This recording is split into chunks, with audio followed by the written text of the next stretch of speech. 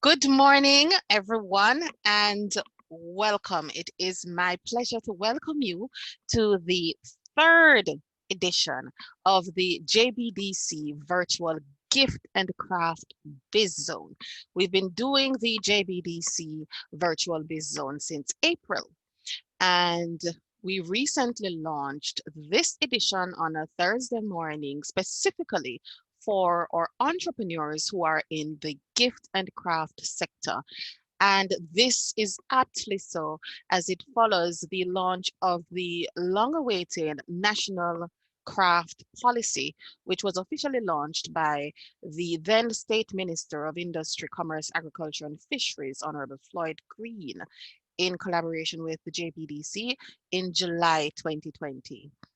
Gift and craft is big business, and we intend for every producer to understand that this is so, and for the other persons along the value chain to understand just how significant this sector is and all the wonderful things that can come from it. JBDC has this sector. Um, it holds a special place in JBDC's heart. JBDC is a place that is filled with heart. And JBDC has been running Things Jamaican since around 2002. But Things Jamaican has been around for a very long time, more than 50 years. And its primary mandate is to promote the gift and craft sector, to develop the entrepreneurs within this sector, and to ensure that productions come out of it that truly mirror what is authentically Jamaican. And our ultimate aim is to take brand Jamaica to the rest of the world because it is just so unique. There is a uniqueness about Jamaica, and being Jamaican is an entire experience in and of itself. And this morning, we want our producers to really understand just how significant an advantage they have just being Jamaican to compete on the world stage in the gift and craft sector. Nobody, absolutely nobody, can produce gift and craft that tells the Jamaican story better than a Jamaican gift and craft producer. And this morning, I am proud to introduce to you one of the key team members here at JBDC, Colin Porter, who has been working integrally with producers in the gift and craft sector for perhaps as long as JBDC has been around. He is Colin Porter, and he is an innovative professional with close to 3 decades proven experience in manufacturing, logistics, product development, and excellent organizing skills.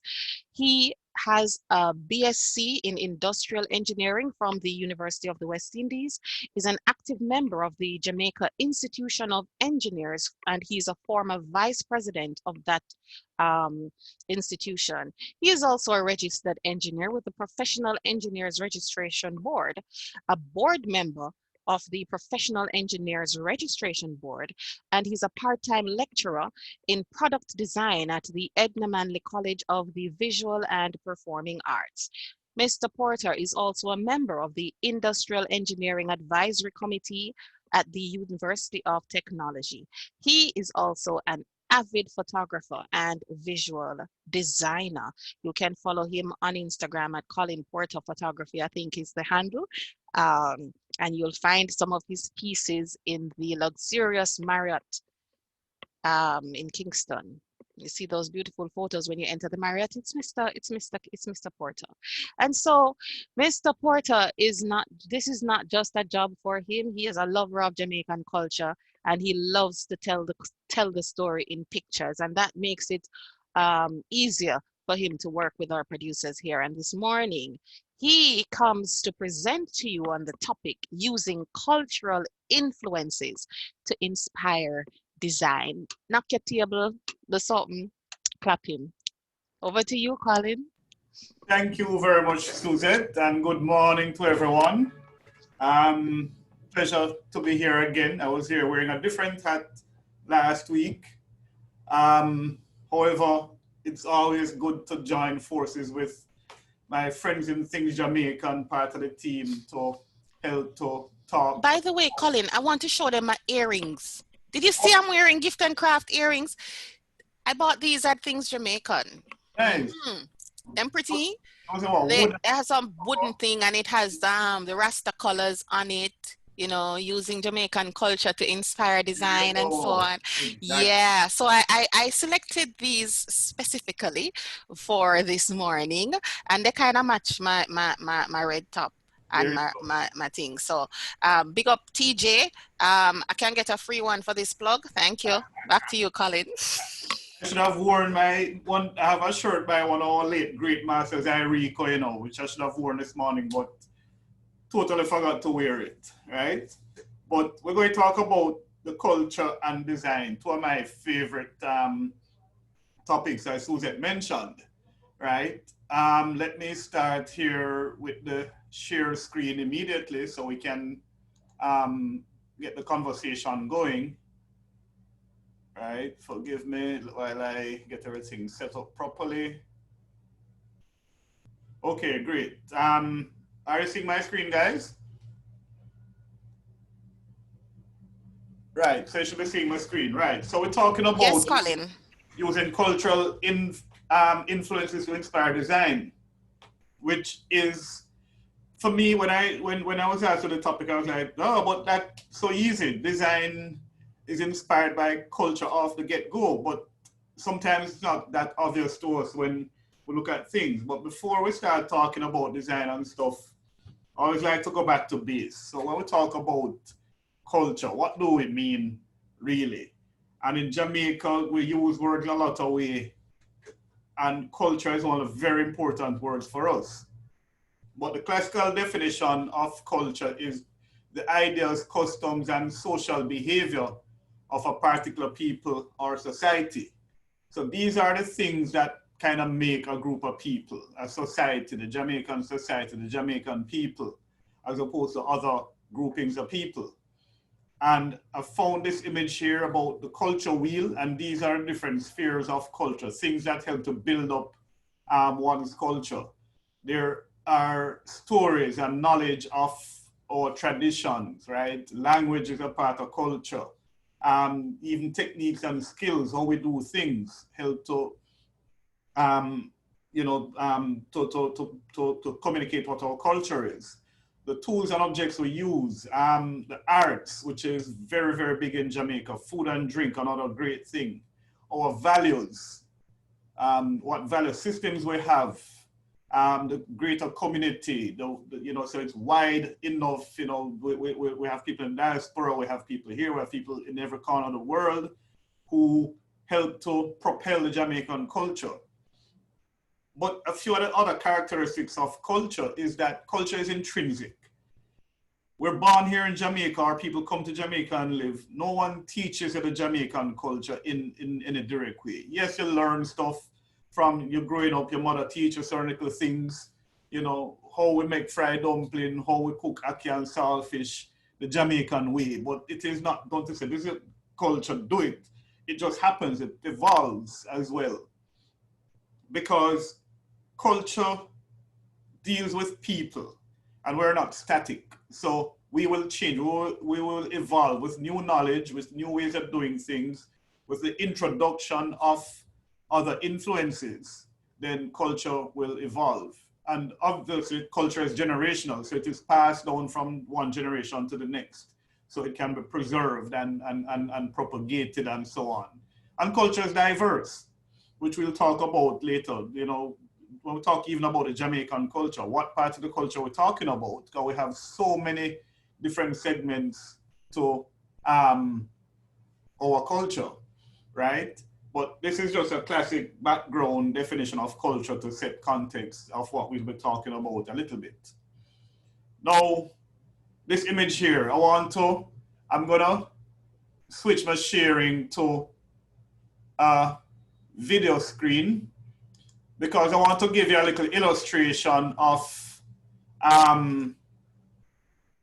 how culture can take over. This is from the movie Rockers. It's a Jamaican movie, my favorite movie.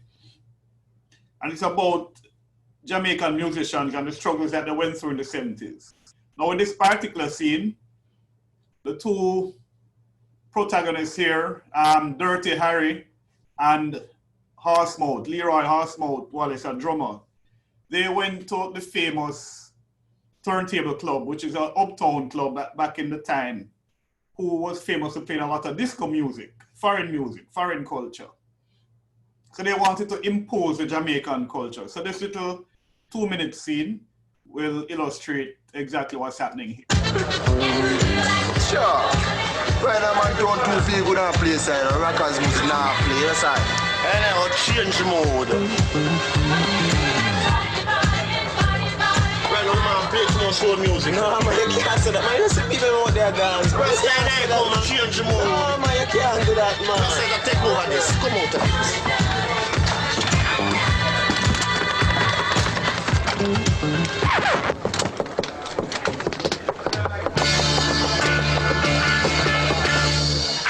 Right now you're tuning to your boss DJ Dirty Harry. This is a takeover.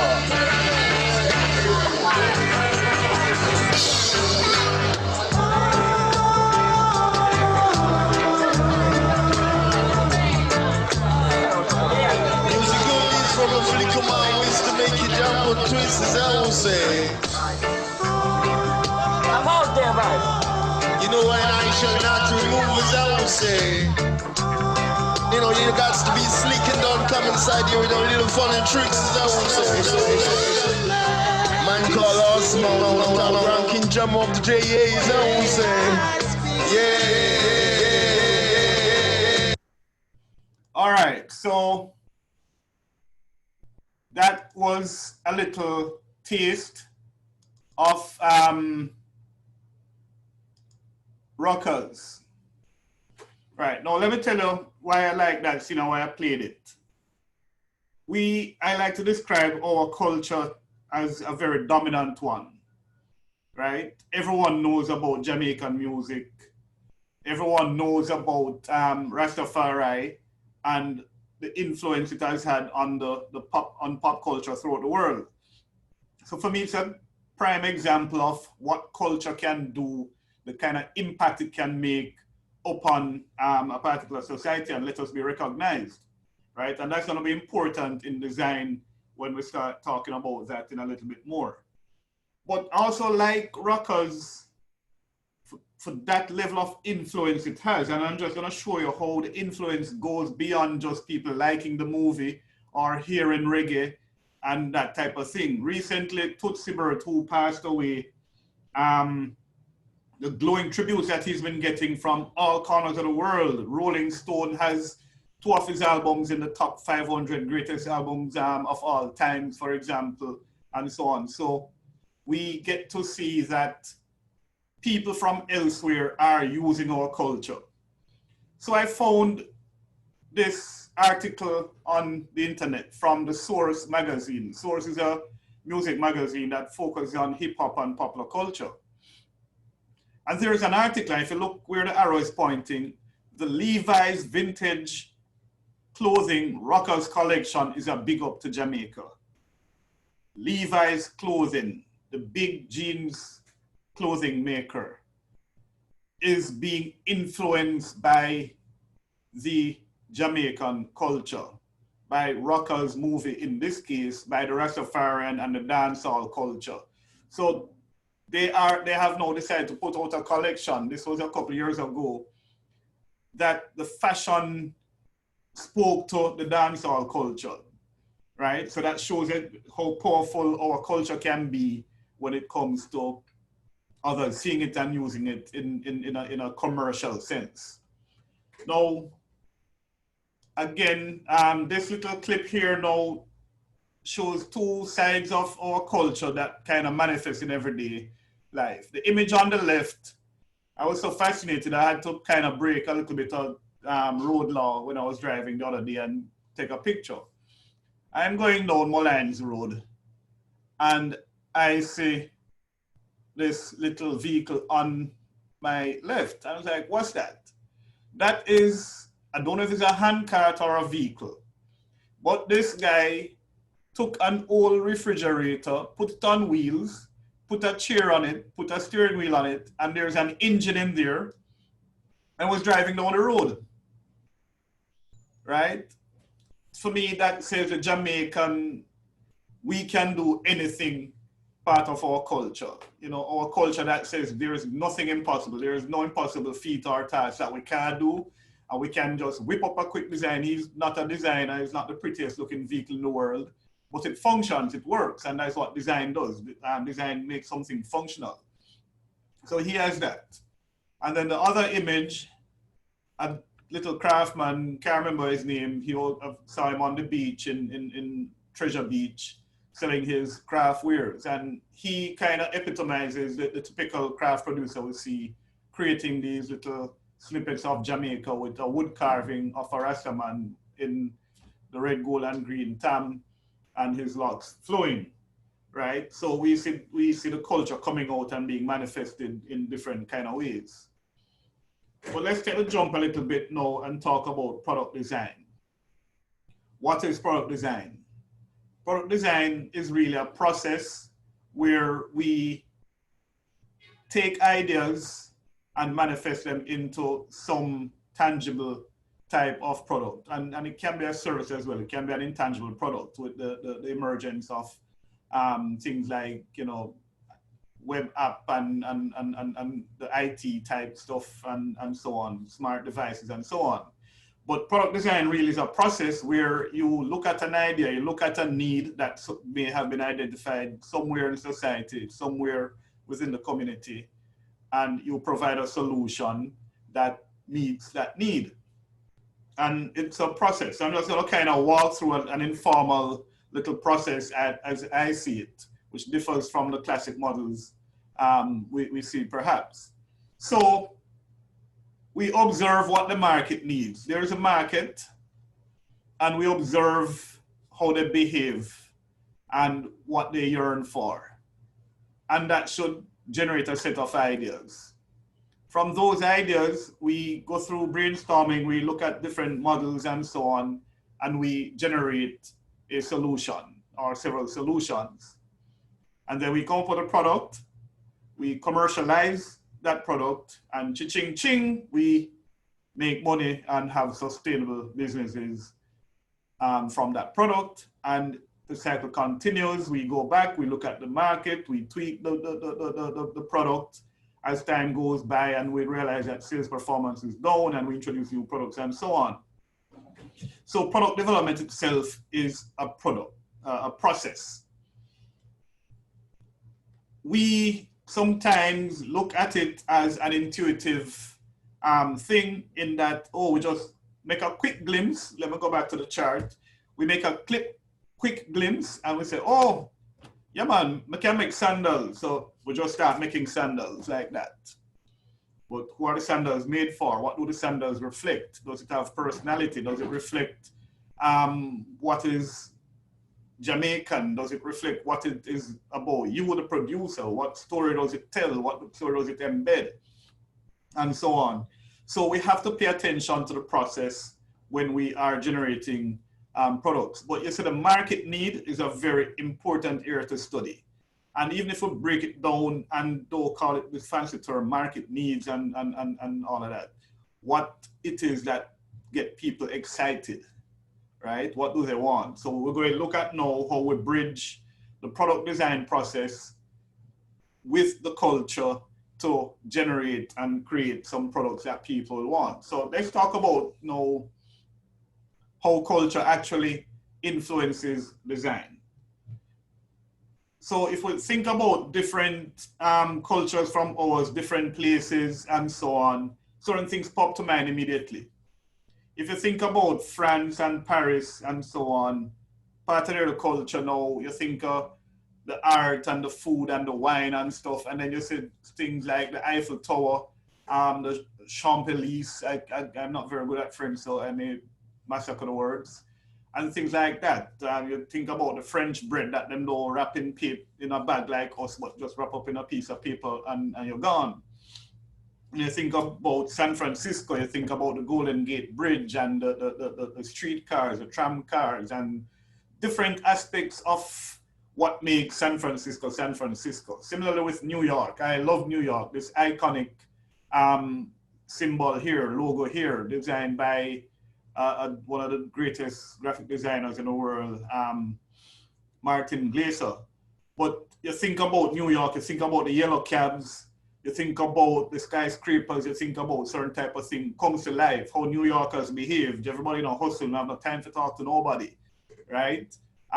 Portugal has their what they call Galo de Barcelos, their rooster. This is something which is iconic in Lisbon and different parts of Portugal, so they use that.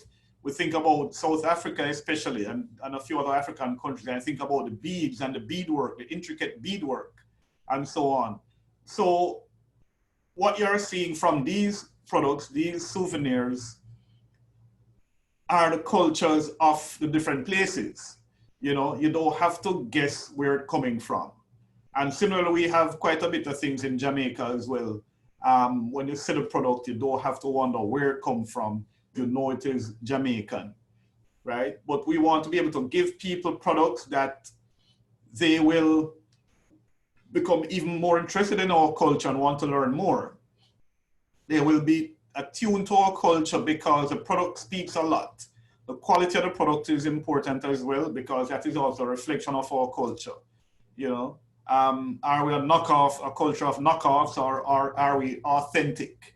You know, things like that have become very important to persons when they're looking at that. And people like to embed themselves in different cultures. I have another image here from Japan, which is known for quality and fine artisanship and accuracy and so on. These wooden dolls, geisha dolls that represent the traditional dress for women in Japan. And people treasure this, and you'll find out that this is important because these skills are passed down from generation to generation to generation over the years.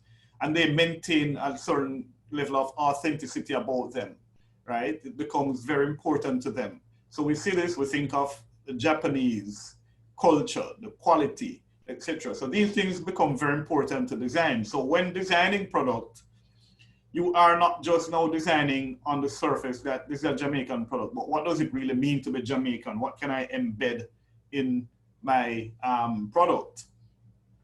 So I just want to touch on a little bit of Jamaican iconography, a few pictures from my collection, which I've used to help to highlight, you know, and get the brain stimulated. And when we think about Jamaican, what can we see? Of course, the colors, the red, green, and gold, and there's blue in there, but bright colors reflect Jamaican. We have borrowed red, gold, and green from Africa, through Rastafari especially, but we have made it part of our being. It's part of our DNA, right? So it fits right in. And you see this fence here, it's rustic, but it's neat. It has a certain appeal to it. And that is what we think of when we think about Jamaica. Warm people, warm sunshine, fresh air, that big vibes, that friendliness, that openness, and so on. How can we translate that into our products that puts the Jamaican stamp on it? And here are a few other things from other aspects of our culture, right?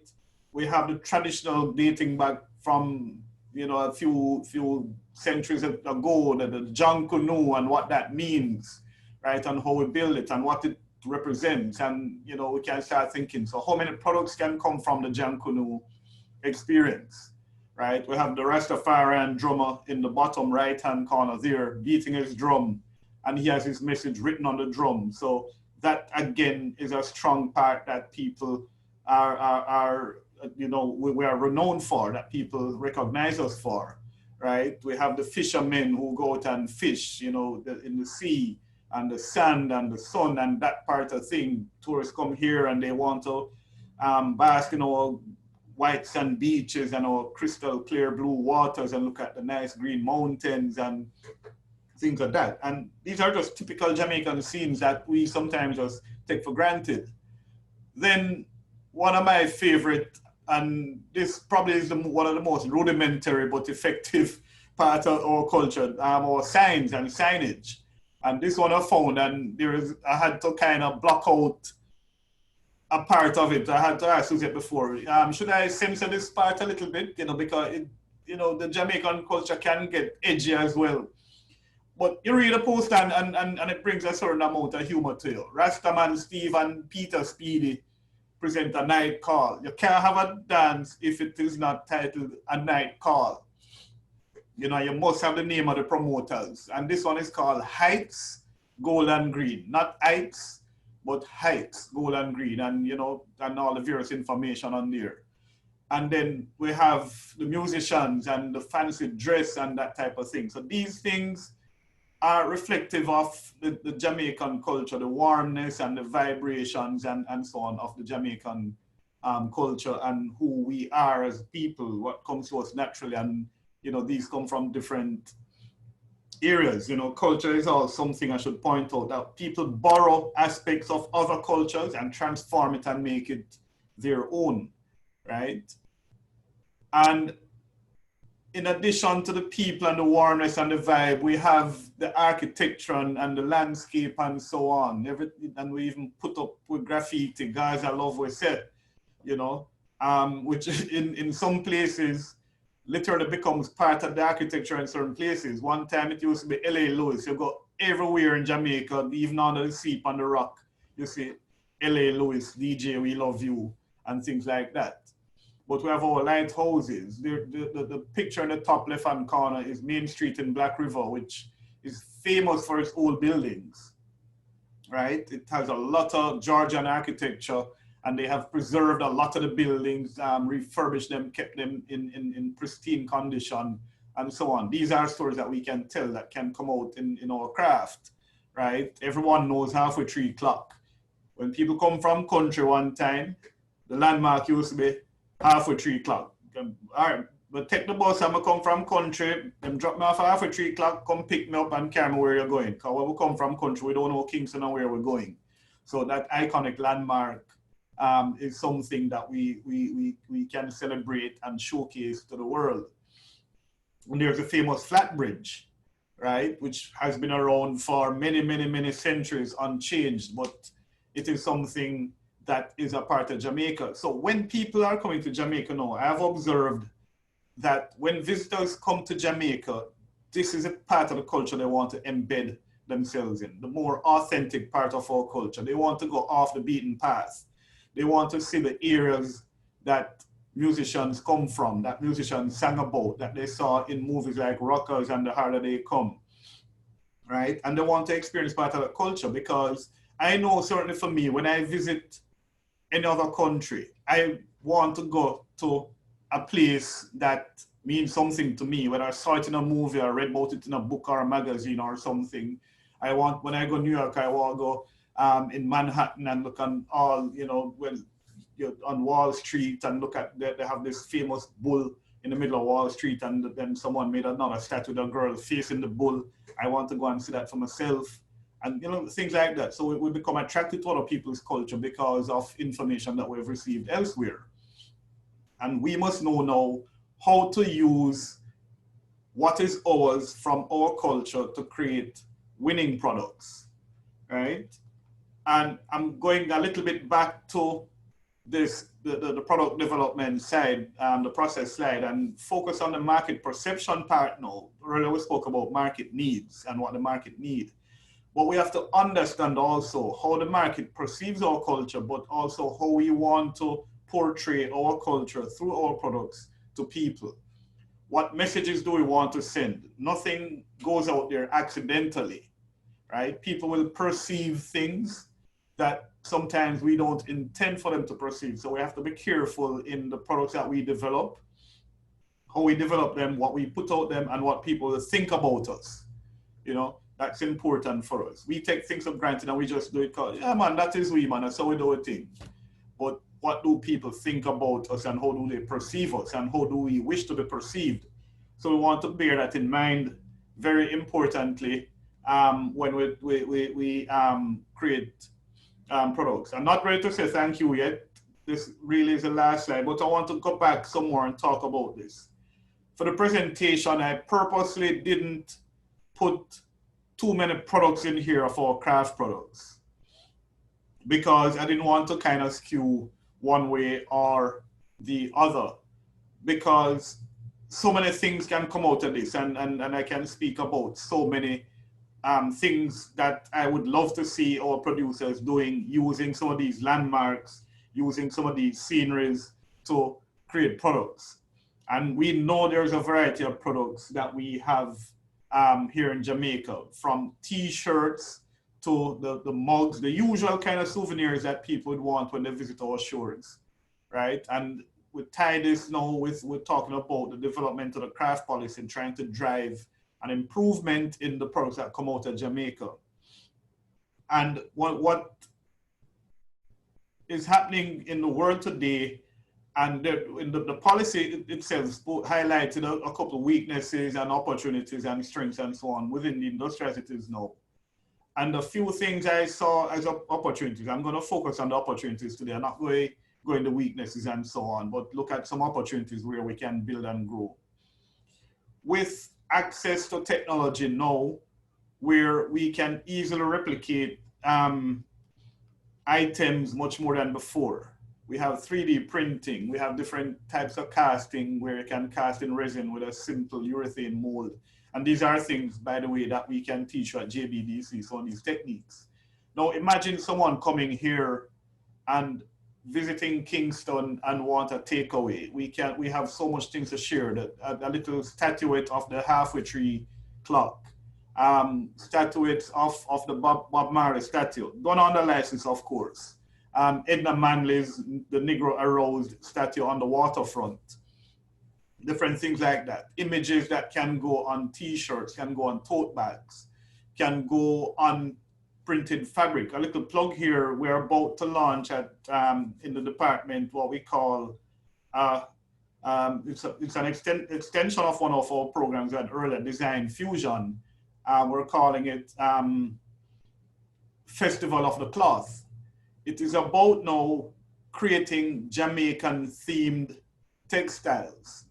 Everybody know about African print, everybody know about Indian print and prints from different countries. We want to create now Jamaican themed prints that will be available commercially, that persons can now buy and have that Jamaican culture embedded in the textile and make our wonderful clothing, apparel, and home accessories and so on, from placemats and tote bags and curtains and everything.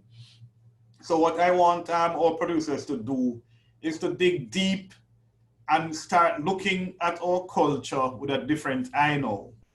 Start looking at it, not just taking for granted and browse over it. We have institutions like the Institute of Jamaica and the African Caribbean Institute of Jamaica and the Jamaica Music Museum. As small as these places are in the grand scheme of things, visit them, get information, pull information, start creating your, what I call your visual database of stories and influences. Go around, take your cell phone, take pictures of different things that interest you about Jamaica, and then think about them. How can I either enhance my existing product with these influences? How can I create a new product from some of these influences? How can I put it out there? It's about time now. I'd love to see some products which don't just say Jamaica, but Ocho Rios, Montego Bay, Sligoville, which is one of our first free villages from a history point of view, and start telling these stories, because people out there will love these stories.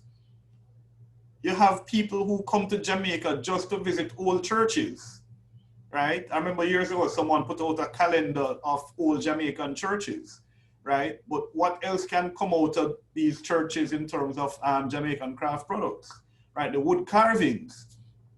Let us move away from carving giraffe and elephant and things that some of us only see in books and on TV, right? Because our zoo don't even have a giraffe or an elephant, as far as I can recall, right? Let the carvers now start carving things about Jamaica. A facade of an old building in Black River, right? Of the lighthouse in Negril or in Palisadoes where this one was taken, you know? We have so many stories, so many influence that people love, right? That we can really bring our craft to a higher level. And these are some of the things that the craft policy is trying to achieve. And then now we have the improved products, we put them into the craft markets, which are to be transformed into experience villages. So we twin the products now with the other aspects of our culture, with the music, with the food, right? With the dance and the various other creative expressions that we have and so on, so we can merge them, how can dance inspire me creating a new product? How can the Junkuno costume inspire fashion? How can, there are so many things that we really can look at and say, this is what is possible. This is where we can take Jamaican craft. Because when you look at the examples coming from other countries, and this is something I'd implore you to do as well. And no COVID, no travel.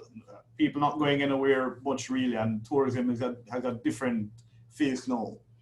But use become a website tourist, an internet tourist, and visit places from different countries. Look at YouTube videos. A lot of people have vlogs on YouTube when they visit other countries and explore different cultures and so on. Look what other cultures are doing, how they can do it, and see if we can get a template from that, a working model, not to copy what they are doing now, because each culture is so individual and unique and rich in its own way. But how they do it, what methods they use. Why is it that the Japanese focus on these finely crafted things, right?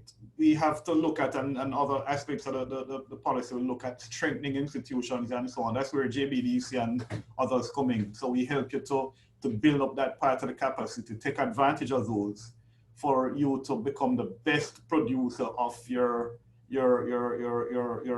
creations, right? We have more designers coming out of institutions now. The designers need to twin up with the intuitive artisans, right? And exchange the skills and the techniques and the knowledge between both sides. So we can learn why the traditional carver does it the way he does, but we can help him to enhance his quality by introducing new technology, new tools, new designs, to update the designs without losing the authenticity and so on. So there are quite a bit that can be done to allow us to bridge that gap between design and culture, pay attention to the design process itself, ensure that you're creating things for a market, understand the various markets and what triggers them to want particular Jamaican products at different levels, So these are just some ideas that I want to share this morning. And I'm going to pretty much wrap up right now, and we're open for questions, and implore you to go create and make wonderful stuff for us. Thank you very much. Thank you, Colin. Very interesting, and I liked the use of photography and music in there. I noticed you never mentioned the jerk pork, but it's all right. Well, I was going to say jerk tofu, but I probably would have muted me. Or just leave. All right. A question from Winsome Millero. How can we package music and videos when CDs and DVDs are out of style? Interesting question, Winsome, because, and funny enough, the other day, I went online trying to find a CD and cassette player, and was having a headache. But there are other formats, you see. Everything now is all online. People are using the various video formats and so on. Interestingly, with music, what is coming back in vogue is vinyl records, old-time records.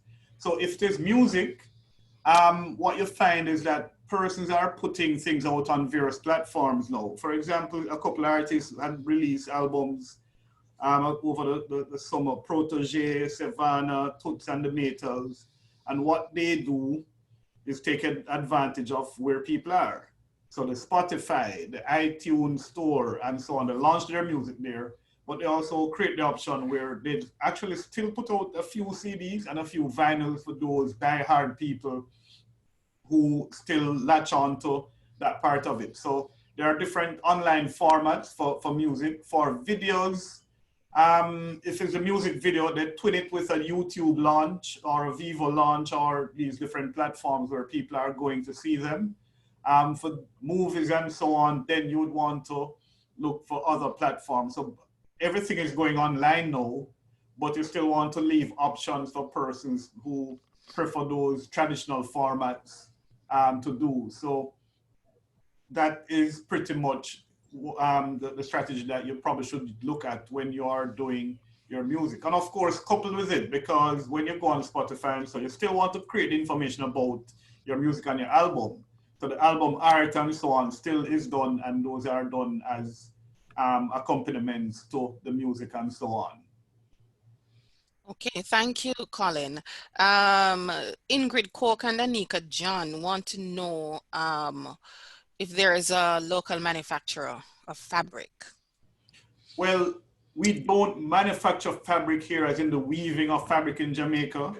But as I alluded to, we just started thing, and we have been teaching people, especially art of batik and tie-dye and so on, for persons to print plain fabric that now becomes Jamaican in its look and its aesthetics and so on. And we're launching a wider program to have them now try and go commercial with that.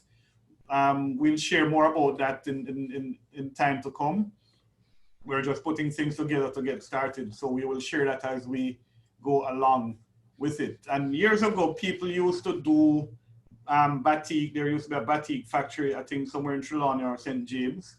And people will do tie-dye stuff and different type of things to plain fabric. So while we don't manufacture fabric here, we do a lot of printing on fabric to make it Jamaican.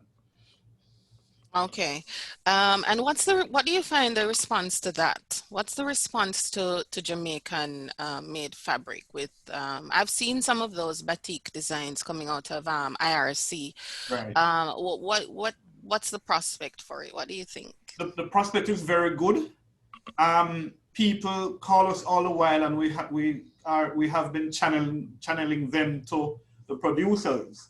What we're trying to get them to do now is set up themselves so that they can respond much more quicker, because what someone may want a fabric to make a particular piece of outfit.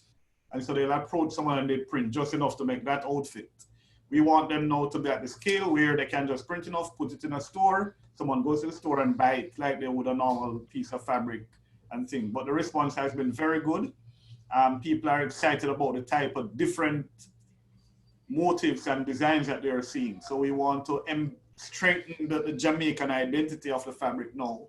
So that is something that we're working on. All right. The Festival of the Cloth that you mentioned earlier. Someone is asking when you intend to launch this. Well, we are engaging the producers now. So first we have to produce a cloth before we can have the festival.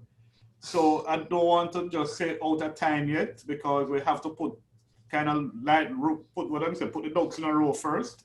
But the process has started, so we will, once we get everything together, we will work with necessary folks to get the word out and get people informed about that. All right, and we have a comment from Janine Fletcher-Taylor in the chat. So important for us to immerse ourselves in the micro elements of our culture and to tell these stories in our products. Our culture is uniquely ours, and we have the ability to monetize these stories. Love it, Colin. Yes, I think we have so much opportunity, right? And that we are doing a lot of good stuff right now. Let me say that clearly. But there's so much we can go deeper. One of the things I like to do as a creative person myself, I like to shadow when visitors come here and just see their response to some things that we would just take for granted. But when you dig down and think about the significance of certain things that we have, right? Even the jerk pork you mentioned, you know, because for us now, it's nothing for just drive up and see a little jerk man and buy a piece of jerk pork or whatever. And a food, it's full of belly and it's nice. And our thing that, and we love it. And we know the significance of it now. We know the importance of it. but you know, and that I don't remember. I was reading something somewhere. Somebody was making a comment on some social media thing about the days when you used to go party and thing, and you go home and you stop already this road 2 o'clock in the morning, and you stop by your favorite jerk pork or jerk chicken person, and you get your jerk in the file and you squeeze the tomato, you ketchup on it and the slice of white bread with it, and you know that become a kind of like an after party for some people.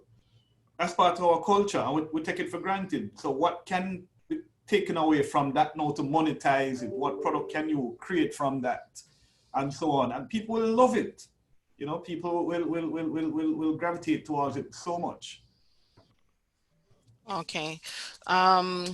Is there any company in Jamaica that reproduces designs and merchandise such as cushions, mugs, bags, etc. from Atira Robinson? There are people who are doing, and well, you'll have companies who can transfer onto things for you. And we have artisans and so on who have been creating and transfer. One person comes to mind, but I can't recall the name right now. I'm sure if you go through things Jamaican shop, they can put you onto some persons who uses techniques like that to create their products. So yes, there are people who are transferring images and motifs which are Jamaican onto their products, onto tote bags, onto t-shirts, onto you know, different surfaces. So yes, that happens. All right, another question from Winsome. Is there a place for photos of what things would make a good fabric? Is there a place for photos of what things would make a good fabric? Let me see if I can understand your clear Winsome. But photos are great. One thing I like about photographs, you can reproduce it on many surfaces, right? The traditional way, you print it on paper, you frame it and put it up is fine. But you can now transfer photos, like was being asked, can we have different designs on different merchandise? You can put it on ceramic surfaces, you can put it on textiles, whether you do it screen printing or heat transfer or some other textile printing method. You can put it on wood, you can put it on plastic. So yes, photos can be reproduced on top of any solid surface, basically. So if that was a question, if I interpreted correctly, then yes, you can put it on things that would make a good fabric, right? Okay. In terms of the texture and so on, the patterns. All right. In the spirit of self-sufficiency, looking less to imports and rising dollar isn't making fabric locally worth driving. It's a matter of scale, because the weaving process itself requires quite a bit of resources that we probably we aren't yet at the stage. Years ago, there was a promotion of the Sea Island cotton, which is a very expensive cotton. I think it's still being grown, but unfortunately, the process of conversion from cotton to fabric is fairly complex. So what persons do is export the cotton for it to be woven into fabric, and that is very expensive cotton from what I gather. But it certainly is something that we're looking at. So we're looking at adding value now to plain textile, plain white cloth or whatever plain colors can be properly dyed and dyed in the way in which the artist would want it. So we are looking at adding value, and that would be one way to kind of, even though it won't reduce import necessarily, but certainly it can look at reducing imported printed fabrics, and we look at plain fabrics, which would be cheaper than some printed ones, and adding value to that. But it's a good point that we probably should look down the road with technology changing. Hopefully somebody with enough investment can put back up a textile mill like we had several decades ago in Jamaica. All right. Thanks, Colin. Participants, remember that you can also raise your hand if you have a question. You don't have to type it in the chat. You can raise your hand and we'll allow you to speak directly to Mr. Porter.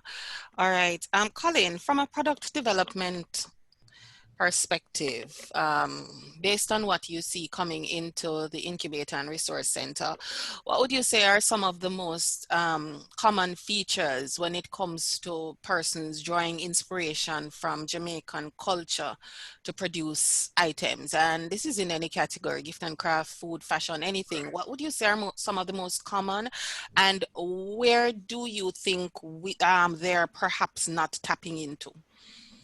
Okay, we see a lot of people tapping, and I'm thinking through carefully here, but what comes to mind immediately is from the Rastafarian side in terms of the use of the colors. And there you go. And those will never be passé or out of style if you ask me.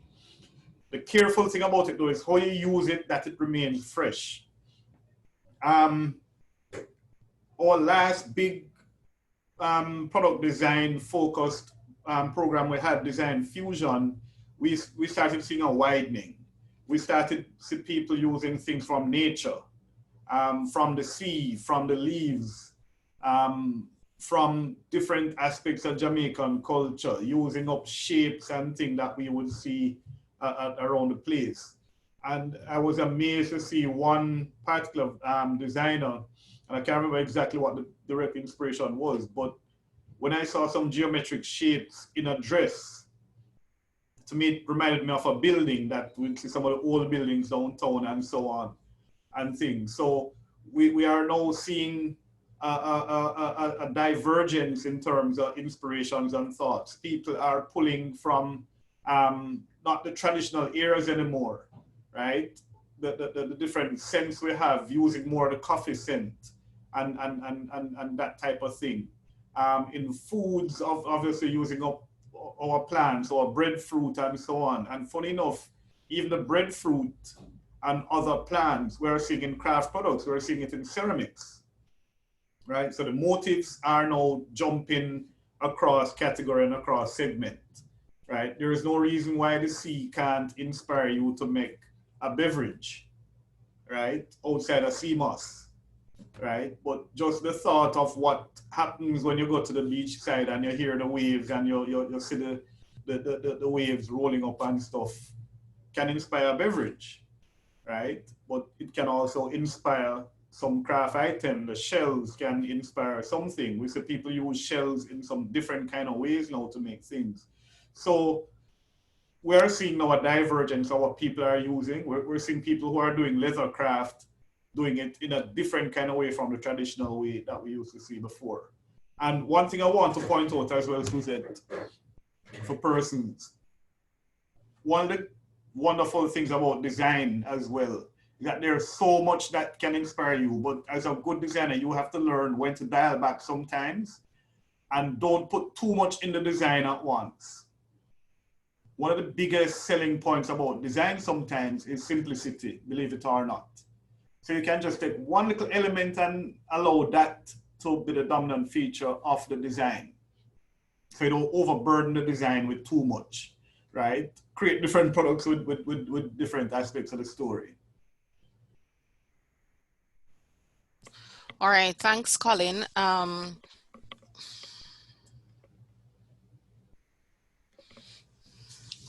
Okay, all right. Thanks for your response, Colin. If there are no other questions from the participants, I think we are drawing to a close. It's approximately 11 o'clock. We've been here an hour. So if I'll give you a couple more seconds if you have no more questions.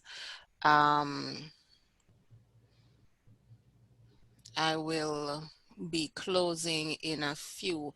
I'm seeing a comment from Atira Robinson, which says, I'm an artist and I want my work to be transferred to everyday objects. Very good, Atira. And okay, I should just type something here I want to clarify, or you want to clarify quickly? But while you clarify, let me see if I got you right. It goes back to what I was talking to persons who were asking about photography. persons who paint, or you're looking for a company that can print your art. You have several companies out there who, some of the companies who do framing of art and so on, you can check them. I know they can transfer your images to different surfaces on canvas, on paper, what have you. However, if you have a painting, for example, what I would suggest you do first is take a proper photograph that artwork very clearly with a high resolution camera, because you can't take your canvas and have it reproduced.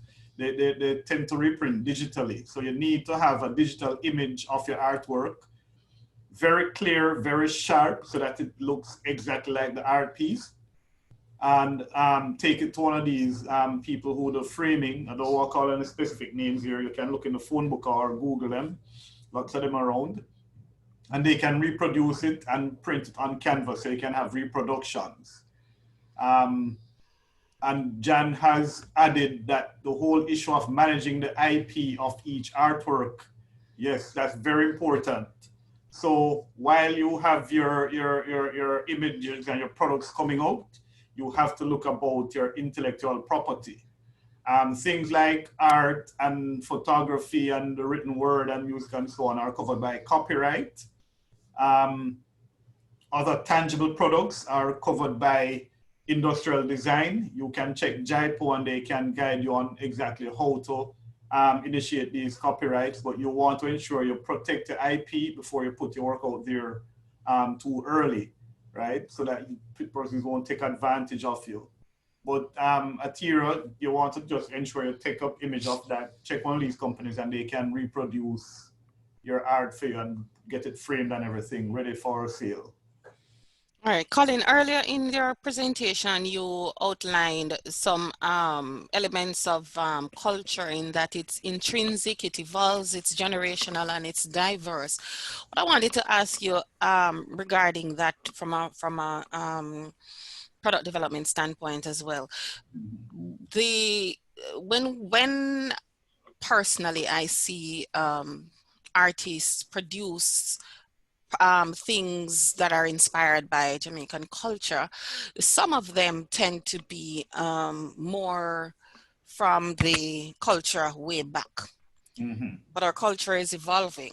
Are you seeing much of the culture that would appeal to today's generation coming into play in these designs, or are we still stuck in the past, so to speak? Past, yeah. That's interesting, because even in preparing the presentation, I found myself kind of in the, and I call it trap, but not in a bad way, of doing that, going back to the thing, because from Rockers, which was from the 70s. Yes. My favorite era, because I help myself and thing. But, and interestingly enough, younger people now are going back. In Africa, in the Akans, they have these things, Adinkra, Sankofa, which means looking to the past to move forward, to look to the future. And so it's important that we understand and look to the past, but we build on it. So we'll talk about evolving, because if you look at, and I'll use music as an example, if you look at young artists now like Protege and Lila Ike, who are very fresh and chronics, but they kind of refer back to the past, but they sound different from what it sounded like back then. Okay. So we have to find what appeals to your target market, to your audience today. Use the current happenings in terms of the mode address, even though we may want to back to how people used to dress in the 70s. We want to change it up and make it modern, right? So we're seeing things. When I look at newer products which are coming out, for example, Suzette, people doing more aromatherapy stuff, people doing even jewelry, and we're seeing an evolution in jewelry. Because, and I've learned this, and it is like a slap across the face that, Colin, you're not young no more, so stop going like you're young somebody. When I talk to the younger generation and stuff, some of the things I get excited about, no. we'll put that down. We'll move to this now. And so I'm learning to embrace that as much as I embrace what was there before. But for example, we had a client who does jewelry and little accessories using resin and so on. And she would break down other objects like an old watch or something and embed it in the thing, get the seashells and so on and create something which would look like or is a product like a coaster, for example, which is a traditional product from a long time, but she does it in such a way which is different and more modern in its presentation now. So yes, we're seeing people pulling from the more current aspects of our culture and doing things. One of the things I've recognized though, Suzette, is that, and this is part of the evolution of culture, cultures are now merging. We're seeing now the infusion of culture from different parts of the world coming together. And yet it's not foreign because we make it our own, right? So even things like, and it may not be cultural so much really, but things like being environmentally aware and recycling and using eco-friendly materials and so on. We're seeing people getting passionate about that and using it into their products more and more while remaining authentic in its Jamaicanness. Okay, that's interesting. I personally have noticed some of it in sweet treats, for example. The traditional peanut cake that is sold in traffic, when it goes on our shelves, like things Jamaican, I'm seeing stuff like sesame seeds in there. There you go. Yes. And pumpkin seeds right. and all sorts of stuff being infused into the greater cake and all of that, and the buster, traditional buster taking on some rum flavors and coffee flavors, and even our chocolates. Exactly. Chocolates, dark chocolate with lemongrass and appealing to a different audience. You're seeing the evolution of culture in the production. So perhaps they're not doing too badly. It's just that we probably need to push more of those coming out of our entrepreneurs. Exactly. So I've always implore, push the envelope, you know, because that is, and funny enough, those are one area that I always try to get people to push the envelope, because I always challenge people who make like gizzard and so I say, who said gizzard half around? You know, why can't I have a different shape, but still be a gizzard? Yes. So to keep up with the trend and make it a little more healthier now, which is what that those items we're talking about, the sesame seed and cranberry and stuff like that. So you know, gives a boost. So and then while we were talking, I was thinking, I said, but you know what? You know, we do it with some products. Look at the patty, the Jamaican patty. Remember, patty started as a beef thing, you know. Only one type of patty you could have get. Now look at the variety of patties which are out there. Up to gourmet patty level and all that type of stuff. So if we use examples like that and say, okay, how can I transform and update my thing? Right now, healthy is the thing. So the food products are moving along a healthier line while maintaining that authentic base. Jamaican culture, right? I see Janine mentioning more research is necessary so the relevance to culture can be identified. We have been doing a number of research related webinars since we started in April, because we realized that there's a deficit amongst our entrepreneurs when it comes to the use of research, and perhaps some fear in terms of whether it's something that they can take on. But as Ricardo Allen pointed out on Tuesday, research is also standing up in the middle of Ligani and counting the number of bikes going by and making a note of the number of bikes that pass within an hour that you don't have to pay anyone for, and it's really as simple as that. And so research now with technology and just simple techniques like that. Yeah, there's so much at the disposal on social media, for example, that our entrepreneurs can actually use to get feedback from potential target groups before they go ahead and create another sauce that's going to get lost among the other sauces Exactly. on the shelves. And importantly to Suzette on the part of research is to document it, right? Document what you observe, what you research, what you find. And I mean, alluded to it earlier when I say create your visual database, Mm-hmm. right? So when you count the bike, them pass you in a Ligani and stuff, right? Don't have a little notebook or use a note app on your phone and document it. Take some picture with it and have it, because you always want to go back to those references because you want it to be embedded in your mind. So when you actually get down to the design process now, it is always in the forefront of your mind and you remember it. Right? Don't slip your memory when you're doing the thing, right? Right. So it's And we important. do hope at the policy level that we'll see some major research Oh, yes. coming out as well, for some of these sectors to assist with a shift, a well-needed shift that we're trying to get at. Because there are Exactly. still some ways to go as we approach the world with Brand Jamaica, I think, Definitely, definitely, and separating ourselves from the competition out there. definitely. And we have so much that will allow us to do that fairly easily once we organize properly and have a strategy to be on top, like we always end up on top. Yes.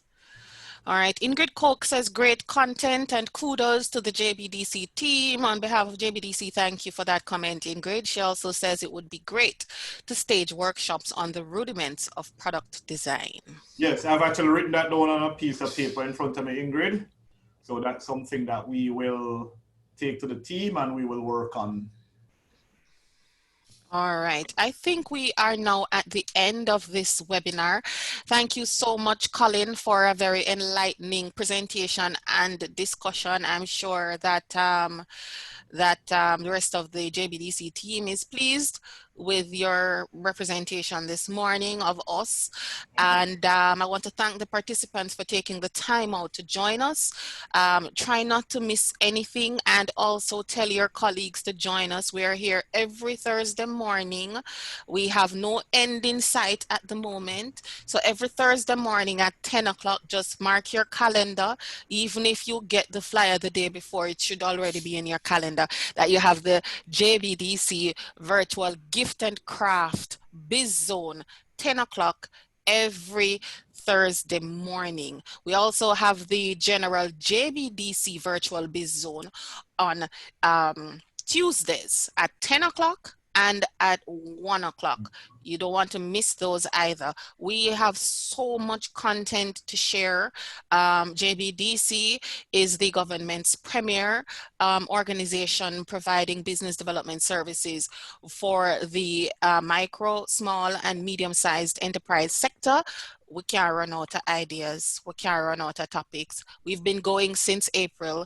We've touched more than 4,000 lives since then, and we are so happy that you are among them. So stay with us. Stay with us, Colin. I see the kudos are coming in here Responding to for you. All right. So, and if you want to catch it again, go to our YouTube channel and don't just go, subscribe, because you'll get a pop-up every time. All right. And for those who are not in the JPDC family, do remember to follow us on all social media channels. We are everywhere. We are on Instagram, YouTube, LinkedIn, Twitter, Facebook. We're everywhere. And visit our jbdc.net website where you'll find other info. And remember, we are headquartered at 14 Camp Road, as well as our Incubator and Resource Center where Mr. Porter is based at 76 Marcus Garvey Drive. That's where all the production takes place. You don't want to miss out on any of that. And if you ever need a space to work, there are incubators there for food producers, gift and craft producers, and fashion designers. And we also have or visual communications unit that will help you to put a proper face on that product for you. Remember, your brand is very important. Shoppers like me will go past it if it don't look good. We won't even know how nice it is because the branding ugly. All right. So visual communications at IRC Garmix. All right. So take care. See you again next week. Remember to wear your mask and stay safe. All right. None of we not catch COVID. Bye. One love. One love. Take care, everyone.